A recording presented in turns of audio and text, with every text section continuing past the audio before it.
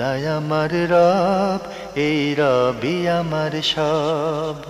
দামে দামে তন মনে তারি অনুভব।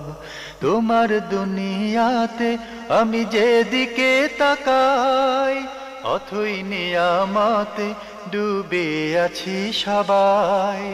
পাক পাখালির গানে শুনি তসবি কালো রব, তসবি কালো রব। আল্লাহ আমার রব, এই রবি আমার সব। আসসালামু আলাইকুম প্রিয় দর্শক, আপনারা যারা দেশে আছেন প্রবাসে, সবাইকে জানাই অনেক অনেক প্রীতি ও শুভেচ্ছা। শুরু হলো এনটিভি আয়োজিত এবং লাভ হলো নিবেদিত অনুষ্ঠান আপনার জিজ্ঞাসা। আপনাদের সাথে আছি আমি জয়নুল আবেদিন আজাদ, আর আপনাদের মনে জাগা প্রশ্নের জিজ্ঞাসার জবাব দিচ্ছেন বিশিষ্ট আলেম ডক্টর মোহাম্মদ সাইফুল্লাহ। আসসালামু আলাইকুম ওয়া রাহমাতুল্লাহি ওয়া বারাকাতুহু। প্রিয় দর্শক, চলুন তাহলে জিজ্ঞাসার জগতে। শুরুতে একটি ইমেল পাঠিয়েছেন মোহাম্মদ আব্দুল হামিদ মাস্টার, কাঁঠালতলী বড়লেখা মৌলভী বাজার থেকে। লিখেছেন, আমার 3টি প্রশ্নের উত্তর দিলে খুব খুশি হব। 1, গর্দান মাসেহ করা কি? মাথা আংশিক মাসেহ করা কি সঠিক? প্রথম যে প্রশ্নটি করেছেন, ধন্যবাদ। এখানে দুটি অংশ রয়েছে। প্রথম অংশ হচ্ছে গাঁট অথবা গর্দান মাসেহ করা, এর হুকুম কি? এই মাসআলাটি আলেমদের মাঝে একটু মত পার্থক্য আছে। বাকি মানে পরবর্তী যুগের হানাফি মাযহাবের উলামায়ে কেরাম এটাকে মুস্তাহাব বলেছেন। মুতাকাদ্দিমিন অথবা মানে প্রথম যুগের হানাফি আলেমদের বক্তব্য থেকে এটা বোঝা যায় না যে তারা এটাকে মুস্তাহাব বলেছেন। এছাড়া অন্যান্য মাযহাবের আলেমদের মধ্যে হাম্বলি মাযহাব এবং শাফি মাযহাবের উলামায়ে কেরাম গাঁট মাসেহ করার বিষয়টিকে মুস্তাহাব বলেননি, বরং এই মর্মে যে বর্ণিত হাদিসটি রয়েছে, হাদিসটি মওদু এবং এটি বানাওয়াট, মিথ্যা হাদিস। এই কারণে তারা এই গাঁট মাসেহ করাকে ইবাদত হিসেবে বেদাত বলেছেন। বিশুদ্ধ বক্তব্য হচ্ছে এখানে সুস্পষ্ট কোনো নির্দেশনা আল্লাহ রাসূল সাল্লাল্লাহু আলাইহি ওয়াসাল্লামের নেই, অথবা কোনো হাদিস নেই, সহিহ হাদিস নেই। যে হাদিসটি উল্লেখ করা হয় তাকে যে গাঁট মাসেহ করার ব্যাপারে, সেটা হাদিসের নামে মূলত মওদু, মিথ্যা হাদিস। সুতরাং এটাকে দলিল হিসেবে গ্রহণ করে গাঁট মাসেহ করার বিষয়টি ইবাদত, যেহেতু এটাকে সুন্নাহ বলা বা মুস্তাহাব বলা এই কথাটি শুদ্ধ নয়। বরং কেউ যদি মনে করেন যে তিনি এমনি গাঁট মানে ব্যক্তিগত প্রয়োজনে তিনি মাসেহ করেন, সেটা করতে পারেন। মাথা মাসেহ করতে গিয়ে হাতটা এখানে চলে আসলো। হ্যাঁ, হাত যদি মানে যেহেতু মানে মাথা শেষ অংশ পর্যন্ত হাত আসবেই কাছাকাছি, সেটা যদি হয় তাহলে এটা তার ব্যক্তিগত বিষয় হতে পারে। তবে সুস্পষ্টভাবে মানে গাঁটকে ভিন্নভাবে মাসেহ করার বিধানটি সঠিক নয়, বরং হাদিস দ্বারা প্রমাণিত নয়। এরপরে মনে না করে যদি কোনো হাত চলে আসে এখানে বা ভালো লাগে, এতে কোনো অসুবিধা নেই, এতে কোনো অসুবিধা নেই। সেটা ব্যক্তিগত বিষয় হতে পারে, তবে উজুর মধ্যে এটা অন্তর্ভুক্ত হবে না, মানে মুস্তাহাব অথবা সুন্নাহ হিসেবে আসবে না। দ্বিতীয় যে প্রশ্নটি করেছেন সেটি হচ্ছে এই মাথা আংশিক মাসেহ করার বিষয়টি। এটিও বলেছি, এটি আলেমদের মত পার্থক্য রয়েছে এই মাসআলার মধ্যেও। একদল উলামায়ে কেরাম বলেছেন যে মাথার একটি অংশ মাসেহ করলেই তার মাসেহটা হয়ে যাবে। তারা কোরআন কারীমের যে আয়াতটি মূলত আয়াতুল উযু বলা হয় তাকে, সূরা আল মায়দার মধ্যে আল্লাহ সুবহানাহু ওয়া তাআলা যেখানে বলেছেন ওয়ামসাহু বিরুউসিকুম, তোমরা তোমাদের মাথা মাসেহ করো। এখানে একটা শব্দ আছে, মানে সেটা হচ্ছে ওয়ামসাহু এর সাথে বা কে সংযুক্ত করা হয়েছে। বা এর সংযুক্তিটা এটি কেন? একদল উলামায়ে কেরাম বলেছেন যে বাটা এখানে অতিরিক্ত, জায়েদ মানে জায়েদা, অতিরিক্ত ব্যবহার করা হয়েছে। বরং মাসহাটাকে মানে তাকিদ দেওয়ার জন্য মূলত বাটা ব্যবহার করা হয়েছে। আর একদল উলামায়ে কেরাম বলেছেন না, বা এর মধ্যে এখানে একটা অর্থ আছে, মিনিং আছে। সেই মিনিংটা হচ্ছে মানে বিরুউসিকুম আই বা বিরুউসিকুম, তোমাদের মাথার কিছু অংশ, পুরা মাথা নয়। তাই এক্ষেত্রে একটু মত পার্থক্য রয়েছে। কিন্তু যদি আল্লাহ রাসূল সাল্লাল্লাহু আলাইহি ওয়াসাল্লামের আমলের দিকে আমরা তাকাই, যেটি মুগিরা ইবনে শুবা রাদিয়াল্লাহু তাআলা বর্ণনা করেছেন সহিহ হাদিসের মধ্যে, ফামাসাহা রাসাহু, রাসূলুল্লাহ সাল্লাল্লাহু আলাইহি ওয়াসাল্লাম পুরা মাথা মাসেহ করেছেন। এবং এর বর্ণনাটি মূলত সহিহ বুখারীর মধ্যে স্পষ্টভাবে এসেছে। রাসূলুল্লাহ সাল্লাল্লাহু আলাইহি ওয়াসাল্লাম কীভাবে মাসেহ করেছেন সেটা দেখিয়ে দিয়েছেন, যে রাসূলুল্লাহ সাল্লাল্লাহু আলাইহি ওয়াসাল্লাম তার হাতকে মাথার সামনের অংশ থেকে আরম্ভ করে একেবারে তার মাথার পিছের অংশ পর্যন্ত নিয়ে গিয়েছেন, তারপর সামনের দিকে আনছেন। এখান থেকে বোঝা যাচ্ছে যে মূলত রাসূলুল্লাহ সাল্লাল্লাহু আলাইহি ওয়াসাল্লাম যে মাসেহ দেখিয়েছেন অথবা মাসের যে বর্ণনাটুকু আল্লাহ রাসূল সাল্লাল্লাহু আলাইহি ওয়াসাল্লাম থেকে সাহাবায়ে কেরাম বর্ণনা করেছেন, সেখানে পুরা মাথা মাসে করার কথা এসেছে, আংশিক নয়। তাই বিশুদ্ধ বক্তব্য হচ্ছে মাথা মাসে এর ক্ষেত্রে ফরজ হচ্ছে পুরা মাথাটাই মাসে করবে, আংশিক মাসে করলে তার এই ফরজটুকু আদায় হবে না। যদিও আলেমদের মধ্যে ইখতিলাফ আছে, যদি কেউ ইখতিলাফের উপর নির্ভর করে থাকেন তাহলে তার সেই ইখতিলাফের বিষয়টি ভিন্ন। আমরা খুবই গুরুত্বপূর্ণ বিষয়ে অবগত হলাম। প্রিয় দর্শক, ভাই মোহাম্মদ আব্দুল হামিদ আপনি আরও লিখেছেন, বিতরের নামাজ সুন্নত না ওয়াজিব? বিতরের সালাত সুন্নত, সুন্নত বলতে সুন্নত মুআক্কাদা, মানে যারা ওয়াজিব বলেছেন তারাও মূলত মানে সুন্নত মুআক্কাদা এর মতোই মানে গুরুত্ব দিয়েছেন ওয়াজিবের। কিন্তু সুন্নত এবং ওয়াজিব যেটাই বলেন না কেন, আল্লাহ রাসূল সাল্লাল্লাহু আলাইহি ওয়াসাল্লাম বিতরের সালাতের ব্যাপারে তাকিদ দিয়েছেন। রাসূলুল্লাহ সাল্লাল্লাহু আলাইহি ওয়াসাল্লামের হাদিস দ্বারা প্রমাণিত হয়েছে, রাসূলুল্লাহ সাল্লাল্লাহু আলাইহি ওয়াসাল্লাম সফর অথবা হাদর, অর্থাৎ সফর অবস্থায় অথবা মুকিম অবস্থায় কোনো অবস্থাতেই আল্লাহ নবী সাল্লাল্লাহু আলাইহি ওয়াসাল্লাম বিতরের সালাত কি করতেন না, ছাড়তেন না, বিতরের সালাত আদায় করতেন। সুতরাং যেহেতু এটি গুরুত্বপূর্ণ, সেক্ষেত্রে যদি কেউ ওয়াজিব মনে করে থাকেন এটি অতিরিক্ত নয়। কিন্তু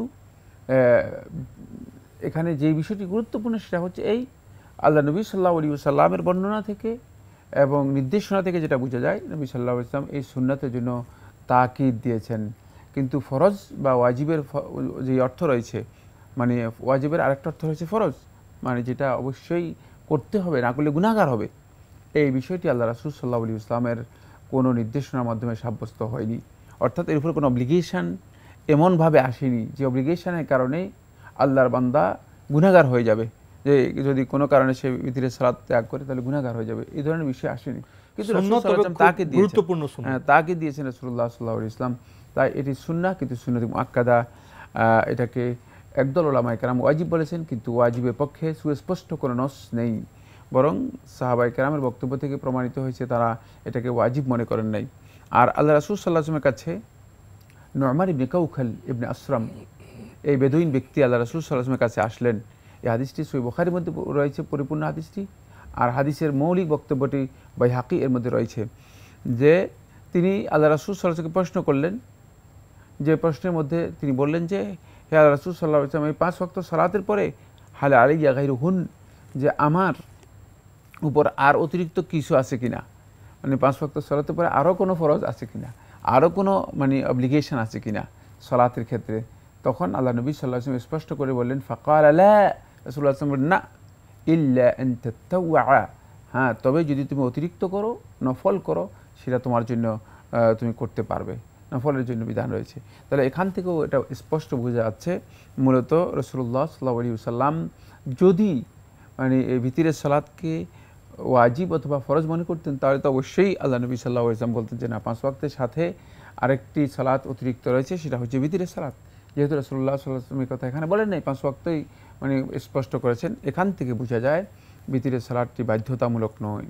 তবে একটি বিষয় গুরুত্বপূর্ণ, সেটা হচ্ছে এই মানে কেউ বলতে পারেন যে রাসূলুল্লাহ সাল্লাল্লাহু আলাইহি ওয়াসাল্লাম সফর এবং মুকিম অবস্থায় ছাড়েননি কেন?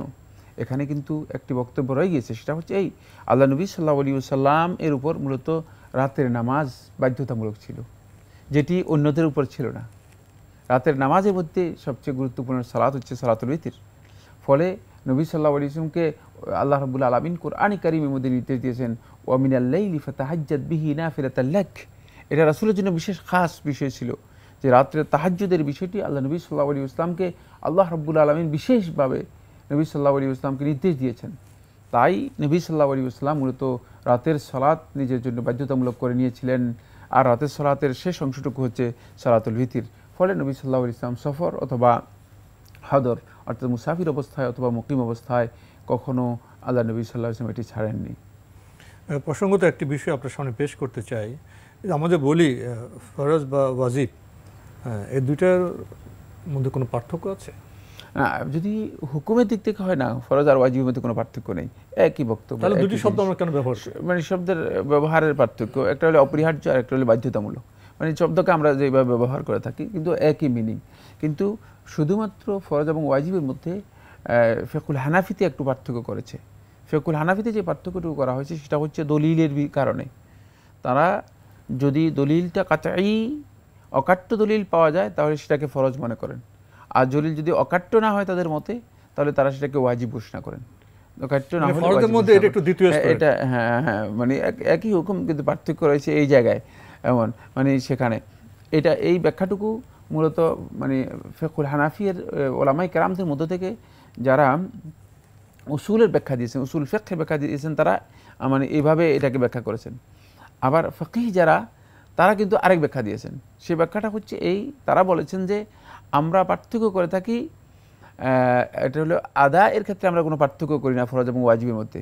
মানে ফরজ এবং ওয়াজিবের যে স্ট্যাটাস, মর্যাদা, আদা, এটা শরী মানদণ্ডে সমান, কিন্তু আমরা পার্থক্য করে থাকি আকীদার ক্ষেত্রে।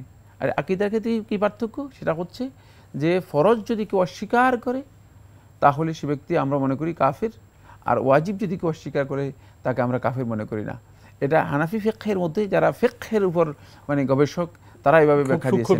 দুইটাই খুবই সূক্ষ্ম বিষয়, দুইটাই খুবই গুরুত্বপূর্ণ বিষয়। জি, মৌলভীবাজার থেকে পাঠানো চিঠি আমরা পড়ছিলাম, পাঠিয়েছিলেন মোহাম্মদ আব্দুল হামিদ মাস্টার ভাই। আপনি আরও লিখেছেন, অনেক আলেমের মতে বিতরের নামাজে যে কুনুত পড়া হয় সেটার হাদিস নাকি জয়ীফ। না, এই বক্তব্য শুদ্ধ নয়। বিতরের সলাতের মধ্যে আব্দুল্লাহ ইবনে মাসউদ রাদিয়াল্লাহু তাআলা বর্ণিত যেই কুনুতটা পড়া হয় তাকে আল্লাহুম্মা ইন্নী নাস্তাঈনুকা ওয়া নাস্তাগফিরুকা, এই কুনুতটি সনদের দিক থেকে গ্রহণযোগ্য। মানে দাঈফ, যেটি আমলযোগ্য নয়, এ ধরনের নয়, বরং গ্রহণযোগ্য। এটাকে শেখ নাসিরউদ্দিন আলবানী রহমতুল্লাহ আলাইহি গ্রহণযোগ্য বলেছেন, হাসান বলেছেন, হাকিম এটাকে হাসান সহি বলেছেন, হাফিজ ইবনে হাজার আসকালানী রহমতুল্লাহ এটাকে মানে গ্রহণযোগ্য বলেছেন। আরও অনেক আলেমের বক্তব্য, বরং অনেক আলেমের বক্তব্য হচ্ছে গ্রহণযোগ্য। আপনি উল্টা বলেছেন। কিছু সংখ্যক আলেমরা বিতর্ক করেছেন এটা নিয়ে। তবে আব্দুল্লাহ ইবনে আব্বাস রাদিয়াল্লাহু আনহু বর্ণিত যে রিওয়ায়াতটি, সেটা হলো আল্লাহুম্মা হাদিনি ফিমান হাদাইত ওয়া তাওয়াল্লানি ফিমান তাওয়াল্লাইত ওয়া আফিনি ফিমান আফাইত, এই রিওয়ায়াতটি বিশুদ্ধ সনদে সাব্যস্ত হয়েছে। এটি আবু দাউদ এবং তিরমিজি তাদের সুনানের মধ্যে বর্ণনা করেছে সহিহ সনদে। এটা একেবারেই বিশুদ্ধ। আমরা যেটা পড়ি আল্লাহুম্মা ইন্নী নাস্তাঈনুকা, এটাও পড়তে পারবো। তে নিয়ে আমাদের বোধহয় কোনো বিতর্কে জড়ানোর প্রয়োজন নেই। প্রিয় দর্শক, আপনার সবশেষ প্রশ্ন, আমার উম্মতের মধ্যে মতভেদ রহমত স্বরূপ, এই হাদিসটি কি সঠিক? প্রথম কথা হচ্ছে এটি হাদিস না, হাদিসের নামে জালিয়াতি করা হয়েছে, এটি মিথ্যা হাদিস, আল্লাহ রাসূল সাল্লাল্লাহু আলাইহি ওয়াসাল্লামের নামে চালিয়ে দেওয়া হয়েছে। মাকাসিদুল হাসান আহমদ ইমাম সাখাবী রহমতুল্লাহ উল্লেখ করেছেন, এটা হলো মিম মাশতুহিরা আলা আলসুনিন নাস, মানে যে সমস্ত বক্তব্যগুলো মানুষের কথার মধ্যে প্রসিদ্ধি লাভ করে গেছে, হাদিসের নামে প্রচলন হয়ে গেছে, হ্যাঁ প্রচলিত হয়ে গেছে। মানে মাকাসিদুল হাসানের মধ্যে হাফেজ সাখাবী রহমতুল্লাহ আলাইহি ওই সমস্ত হাদিসগুলো উল্লেখ করেছেন যেগুলো মানুষের বক্তব্যের মধ্যে প্রসিদ্ধি লাভ করে গেছে হাদিস নামে, আসলে হাদিস না। সেটাও একটি এই ধরনের বক্তব্য। ইখতিলাফু উম্মতি রাহমাতুন, যে আমার উম্মতের ইখতিলাফ রহমত। ইখতিলাফ রহমত কখনো হতে পারে, অস্বাভাবিক কিছুই না। বাকি ইখতিলাফকে ইসলামের মধ্যে কোনোভাবেই উদ্বুদ্ধ অনুপ্রাণিত করা হয়নি, কারণ ইখতিলাফ যতই ক্ষুদ্র হোক না কেন, সেটি এক পর্যায়ে গিয়ে কোনো না কোনোভাবে মানুষের মধ্যে একটা বিচ্ছিন্নতা তৈরি করে অথবা ইফতিরাকের দিকে ধাবিত করে, যেটা ইসলাম নিষেধ করেছে। সেটা হলো ওয়ালা তাফাররাকু, তোমরা বিচ্ছিন্ন হইও না, তোমরা পরস্পরের সাথে মানে বিরোধ তৈরি করো না। এবং সেই বিরোধের দিকে কোনোভাবেই ইসলাম যেতে আমাদেরকে উদ্বুদ্ধ করেনি, অনুপ্রাণিত করেনি।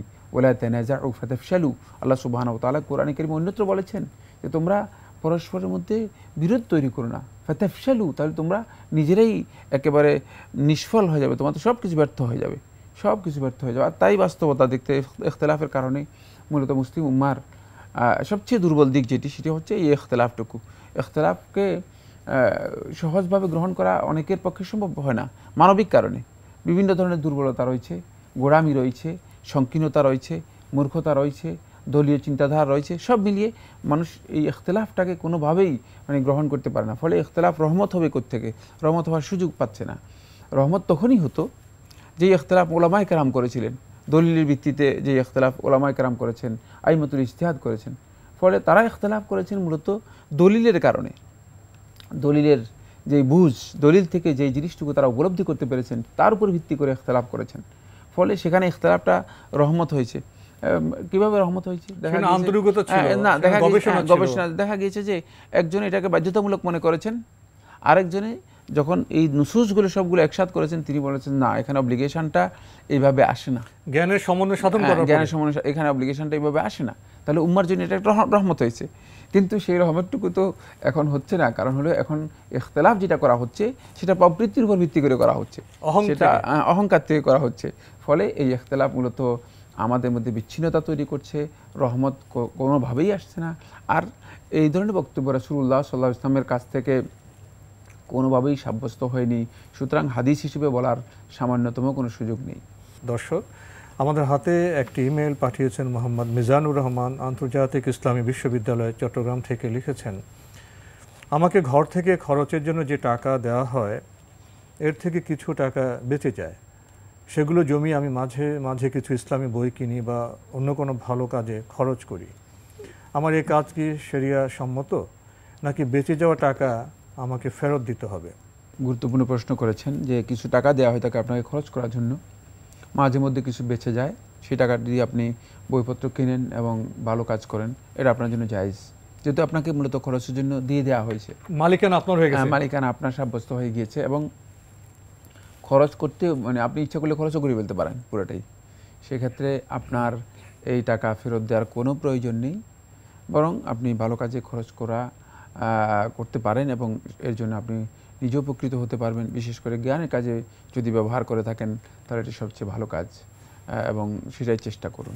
আপনি আরও লিখেছেন, কিছু লাইব্রেরিতে বই নেওয়ার একটা নিয়ম চালু আছে, সেটি হচ্ছে আমি কোনো বই ভাড়া নিলে বইটি নির্ধারিত মূল্য পরিশোধ করতে হয়, আবার যখন আমি বইটি ফেরত দিব তখন ওনারা একটা নির্দিষ্ট পার্সেন্ট, যেমন 20 বা 30% কেটে রেখে বাকি টাকা আমাকে ফেরত দেন। এই পদ্ধতি কি শরিয়া সম্মত? জি, এই পদ্ধতি শরিয়া সম্মত, কারণ আপনি তার বইটা ভাড়া নিয়েছেন, আসলে কেনেন নাই, কিন্তু তারা যেহেতু আপনি বই নষ্ট করে ফেলতে পারেন, এই জন্য তারা বইয়ের পরিপূর্ণ মূল্য আপনার কাছে ফেরত নাও দিতে পারেন বা হারিয়েও যেতে পারে। এই জন্য বইয়ের পরিপূর্ণ মূল্য তারা রেখে দিয়েছে। পরবর্তীতে যখন আপনি জমা দেবেন তখন আপনি বইয়ের ভাড়া যতটুকু আছে সেই ভাড়াটুকু আপনি দিয়ে দিবেন। খারাপ নয়, জ্ঞানের জন্য এই কাজটি খুবই সুন্দর। ওটা হলো উপকৃত হওয়ার বিনিময়ে কিছু অর্থ আপনি দিতে হবে। এটা তো অনেক সাশ্রয়ী বটে, বই অনেক দাম। হ্যাঁ, বইয়ের অনেক দাম হতে পারে এবং খুব অল্প খরচে পড়ার একটা ভালো ব্যবস্থা হতে পারে। প্রিয় দর্শক, আমরা কত বিচিত্র প্রশ্ন পাই, এটাও আমরা আজকে জানলাম বই ভাড়ার বিষয়টি। এবার আমাদের হাতে একটি দীর্ঘ চিঠি, এটি পাঠানো হয়েছে খিলগাঁও, ঢাকা থেকে। এক বোন পাঠিয়েছেন, নাম প্রকাশে অনিচ্ছুক। লিখেছেন, এই সুন্দর অনুষ্ঠানের সাথে যারা জড়িত তাদের প্রত্যেককে যেন আল্লাহ সুবহানাহু ওয়া তাআলা উত্তম প্রতিদান দেন। আমি নাম প্রকাশ করছি না। কিছু প্রশ্ন আমার। এক, কোনো স্বামী যদি তার স্ত্রীকে বলে যে তোকে 1 তালাক দিলাম, তুই চলে যা, পরবর্তীতে ওই স্ত্রীকে নিয়ে সংসার করতে হলে স্বামী এবং স্ত্রীকে কি করতে হবে? তালাকের মাসআলা আসলে এভাবে নয়। তালাকের মাসআলা মানে পার্শ্ববর্তী কোনো যোগ্য আলেমের কাছে জিজ্ঞেস করে নেওয়া এবং সেখানে স্টেটমেন্ট মানে লিখিতভাবে হওয়া অপরিহার্য। কারণ হচ্ছে তালাক একটি ক্ষুদ্র বিষয় নয়, এটা কোর্টের সাথে সম্পৃক্ত বিষয়। এটা মানে শুধুমাত্র টেলিভিশনে প্রশ্ন লিখে পাঠিয়ে দিলেন, এটা আমি যথেষ্ট মনে করি না। উচিত হচ্ছে মূলত মানে যেহেতু কোর্ট সম্পৃক্ত বিষয়, এই জন্য এটা উচিত হচ্ছে মানে সুস্পষ্ট স্টেটমেন্ট থাকবে যে স্বামী আসলে কীভাবে তালাক দিয়েছে, তার উপর নির্ভর করে এরপরে যিনি শরিয়ার জ্ঞান রাখেন বা শরিয়া বিশেষজ্ঞ যিনি আছেন তিনি তার ফতোয়া বিষয়টি লিখিতভাবে দেবেন। এটা হচ্ছে তালাকের মাসআলার মৌলিক বিষয়। আপনি যে প্রশ্নটি করেছেন সেটা তালাক দেওয়ার বিষয়টি, যে যদি স্বামী তার স্ত্রীকে বলে যে আমি তোমাকে তালাক দিলাম, তাহলে এর মাধ্যমে 1 তালাক হয়ে যাবে। আর 1 তালাক হয়ে যাওয়ার পরে স্বামী ইচ্ছা করলে স্ত্রীকে এমনিই মৌখিকভাবেও ফেরত নিতে পারেন, মানে মৌখিকভাবেও তার সাথে মানে ঘর সংসার করতে পারেন, এতে কোনো অসুবিধা নেই। যে আমি 1 তালাক দিয়েছি কিন্তু তুমি আমার স্ত্রী হিসেবে থাকবে, আমরা দাম্পত্য জীবন কন্টিনিউ করব, এটা যদি মানে স্বামী স্ত্রী দুজন সমঝোতার মাধ্যমে একমত হন তাহলে সংসার করতে কোনো ধরনের বাধা নেই। এর জন্য নতুন কোনো বিয়ের প্রয়োজন হবে না, নতুন কোনো আকদের প্রয়োজন হবে না, বা অন্য কোনো হিল্লা যেটাকে বলা হয় তাকে মানে মানে অন্য কোনো বিয়ে অন্যত্র কোথাও বিয়ের এ ধরনের কোনো কিছুর প্রয়োজন নেই। সেটি যদি স্বামী মানে তার স্ত্রীকে এক তালাক দিয়ে থাকেন, এক তালাকের রাজাই বলা হয় থাকে এটাকে শরীয়তের পরিভাষায়, তাহলে এই তালাকের মধ্যে এই অবকাশটুকু রয়েছে। আপনি যে প্রশ্ন করেছেন এই প্রশ্ন থেকে এটাই বোঝা যায়। এক তালাক দেওয়ার পরে কোনো সময়সীমা আছে যে কতদিনের মধ্যে নিতে পারবেন? হ্যাঁ, অবশ্যই এই রাজাত মানে এই ফিরিয়ে নেওয়ার বিষয়টি অবশ্যই ইদ্যতের মধ্যে হতে হবে। ইদ্যত হচ্ছে 3 করু, 3টা পিরিয়ড। 3টা পিরিয়ড যদি অতিক্রম হয়ে যায় তাহলে তিনি ফেরত নিতে পারবেন না, তাহলে অবশ্যই আবার নতুন করে আকদ হতে হবে, নতুন করে আকদ হতে হবে। আমাদের বোন আরও লিখেছেন, প্রায় কথায় কথায় স্বামী স্ত্রীকে বলে তোকে তালাক দিয়ে দিলাম, তুই চলে যা। স্বামীর ভাষ্য এটা সে ভয় দেখানো বা শাসন করার জন্য বলে। ইসলামে এ ধরনের শাসনের নিয়ম আছে কি? এক্ষেত্রে স্ত্রী কি করবে? প্রথম কথা হচ্ছে তালাক দিয়ে দিলাম চলে যাও, লক্ষ্য শাসন বা ভয় করা, উদ্দেশ্য হচ্ছে শাসন করা না, এই বক্তব্য শুদ্ধ নয়। যদি স্বামী এটা মনে করে থাকেন, স্বামী অনেক বড় বিভ্রান্তির মধ্যে আছেন, তিনি তালাক সম্পর্কে মোটেও জানেন না। তালাক দিয়ে দিলাম এতে তালাক হয়ে যাবে, শাসনের কিছু নেই। শাসনের জন্য আর কোনো শব্দ পান না? শাসনের জন্য কত শব্দ আছে, বিধান, এই বিধান হিসেবে আমরা তালাকটাকে আমরা জানি না। মানে তালাক শব্দটাই উচ্চারণ করা এটাই জটিল বিষয়। আর কেন তিনি সেটা উচ্চারণ করবেন? এতে বোঝা যাচ্ছে যে মূলত তার মানে অন্তরের মধ্যেও একটা কলুষ মানে কালিমা রয়ে গিয়েছে, সঠিক না। মানে তালাক নিয়ে কোনো ধরনের তামাশা করা, তালাক নিয়ে কোনো ধরনের ঠাট্টা বিদ্রুপ করা, মানে তালাককে এই ধরনের মানে ধমক দেওয়ার জন্য অস্ত্র হিসেবে ব্যবহার করা, এই ধরনের কাজ করা একেবারেই হারাম, একেবারেই নিষিদ্ধ কাজ। এই ধরনের কাজ নিয়ে ঠাট্টা করা যায় না। এখানে শেষ করতে হচ্ছে। আপনাকে অনেক ধন্যবাদ। আপনাকে অশেষ ধন্যবাদ। প্রিয় দর্শক, আমরা এতক্ষণ দেখছিলাম এনটিভি আয়োজিত এবং লাভ হলো নিবেদিত অনুষ্ঠান। আপনার জিজ্ঞাসা, আমাদের অনুষ্ঠান আপনারা এনটিভি অনলাইনেও দেখতে পারবেন। ভিজিট করুন www.ntvbd.com। এছাড়া ইউটিউবে এবং আমাদের ভেরিফাইড ফেসবুক পেজেও অনুষ্ঠান দেখতে পারবেন। প্রিয় দর্শক, আজকের শেষের বিষয়টি ছিল তালাক সংক্রান্ত। প্রশ্নের মাধ্যমে আমরা উপলব্ধি করলাম তালাকের বিধান সম্পর্কে আমরা তেমন অবগত নেই। আর পারিবারিক জীবনে স্বামী স্ত্রীর দায়িত্ব কী, কর্তব্য কী, পরিবার গঠনের লক্ষ্য কী, এ সম্পর্কে না জানার কারণে হয়তো আমরা দাম্পত্য জীবনে অনেক ভুল আচরণ করে থাকি। স্বামী স্ত্রীকে ভয় দেখাবে কেন? স্বামী স্ত্রীর সম্পর্কের সূত্রটা কী, বন্ধনটা কী, এখানে দায়িত্ব কর্তব্য কী? ভয় দেখানোর চাইতে কি গুরুত্বপূর্ণ বিষয় কি বোঝানো, আদর স্নেহ সোহাগের বিষয়টি কি আরও গুরুত্বপূর্ণ নয়? ভয় কখন কিভাবে দেখাবে, তার মাত্রা কী, আর তালাকের বিষয়টি কী, এ সম্পর্কে যদি আমরা জানি তাহলে আমাদের দাম্পত্য জীবন আরও সুন্দর হতে পারে, সুখের হতে পারে। প্রিয় দর্শক, চিঠি লিখুন, প্রশ্ন পাঠান আমাদের ঠিকানায়। পরিচালক আপনার জিজ্ঞাসা, এনটিভি, বিএসসি ভবন, 7ম তলা, 102 কাজী নজরুল ইসলাম এভিনিউ, কারওয়ান বাজার, ঢাকা 1215। আপনারা ইমেলও করতে পারেন। আমাদের ইমেল অ্যাড্রেস আপনার জিজ্ঞাসা @ntvbd.com। মহান আল্লাহ আমাদের সবাইকে নিরাপদে রাখুন, রাখুন শান্তিতে। আসসালামু আলাইকুম। আল্লাহ আমার রব, এই রবি আমার সব, দামে দামে তুন মনে তারি অনুভব। আল্লাহ আমার রব, এই রবি আমার সব।